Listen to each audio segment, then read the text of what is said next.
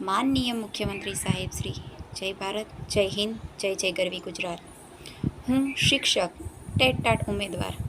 આજે હું તમને એક વિનંતી કરવા જઈ રહી છું.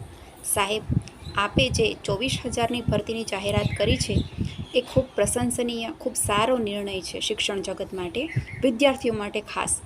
પરંતુ સાહેબ, આપ જ્યારે આટલું કાર્ય કરવા જઈ રહ્યા છો ત્યારે પ્રાથમિક ક્ષેત્રે તો આપે યોગ્ય જગ્યાઓ મૂકી છે, પરંતુ શું આપને લાગે છે કે આપણે માધ્યમિક અને ઉચ્ચતર માધ્યમિક ક્ષેત્રે અન્યાય કરી રહ્યા છો? શું એમાં 7,500 જ ઉમેદવારની જગ્યાઓ ખાલી છે? એમાં 15,000 ઉમેદવારની જગ્યા ખાલી છે. સાહેબ, હું તમને ખાલી વિનંતી કરવા માગું છું કે 7,500 ને 15,000 ન કરો તો કંઈ નહીં, પરંતુ 10,000 તો સાહેબ વ્યાજબી જ કહેવાય. આજે જો શિક્ષણ જગતમાં અને NEP પ્રમાણે જો આપણે કંઈક ઊંચો રેશિયો લઈ જવો હોય શિક્ષણમાં, તો આ શિક્ષકો શાળાને મળવા જોઈએ એવું તમને નથી લાગતું?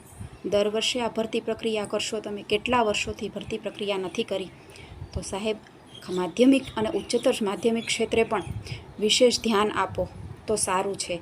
એમાં શિક્ષકો અને બાળકો સૌનું એમાં ન્યાય છે અને સૌનું હિત એમાં સમાયેલું છે. સાહેબ, તો આટલું એક કરો છો તો થોડું વધારે, કારણ કે જગ્યા તો ખાલી રહેવાની છે અને ભરતી પ્રક્રિયા હવે પછી ક્યારે આપ આપો એ આપને પણ જાણ છે કે એ નક્કી નથી. તો આજે વૈકલ્પિક વ્યવસ્થા તમે કરી છે, હવે એ વૈકલ્પિક વ્યવસ્થાને પણ પૂરી કરી સાહેબ કાયમી વ્યવસ્થા કરો. આ એક ટેટ ઉમેદવાર છે સાહેબ, મેં 2007માં BEd કર્યું છે. મારી પરિસ્થિતિ તમે ખરેખર જાણતા હશો. કંઈ નહીં, આનાથી વિશેષ હું કંઈ નહીં કહું.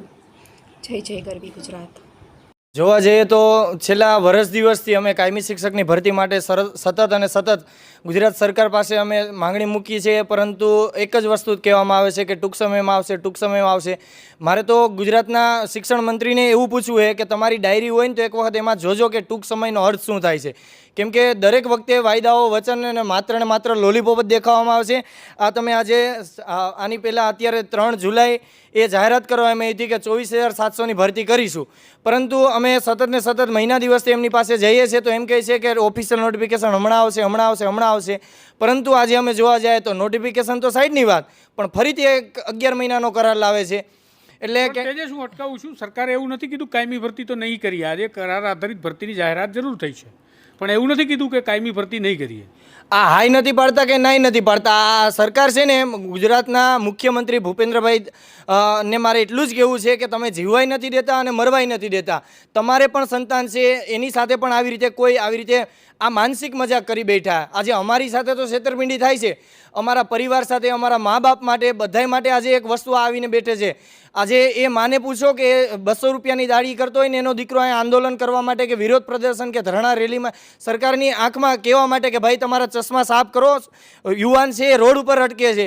એ બાપને પૂછો કે આજે મજૂરી કરે છે, રિક્ષા ચલાવે છે, પણ આ ગુજરાતની સરકાર છે ને, ઓલું કહે છે ને કે જાડી ચામડી, આ તો આખા ઘોરખોદિયા બની ગયા છે. આને કોઈ જાતની ફરક નથી પડતું.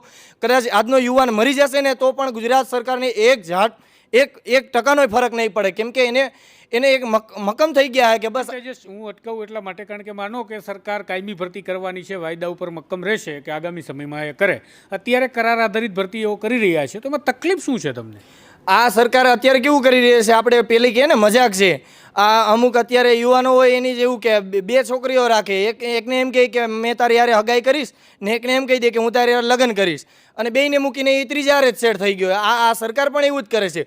ઓલા જ્ઞાન સહાયકને એમ કહે છે કે ના તમારો તો કરાર છે, અમે રિન્યૂ કર્યા રાખશું, અને બીજા ઉમેદવારો જ્યારે કાયમી ભરતી માટે જાય છે કે ના તમને તો કરવાના જ છે.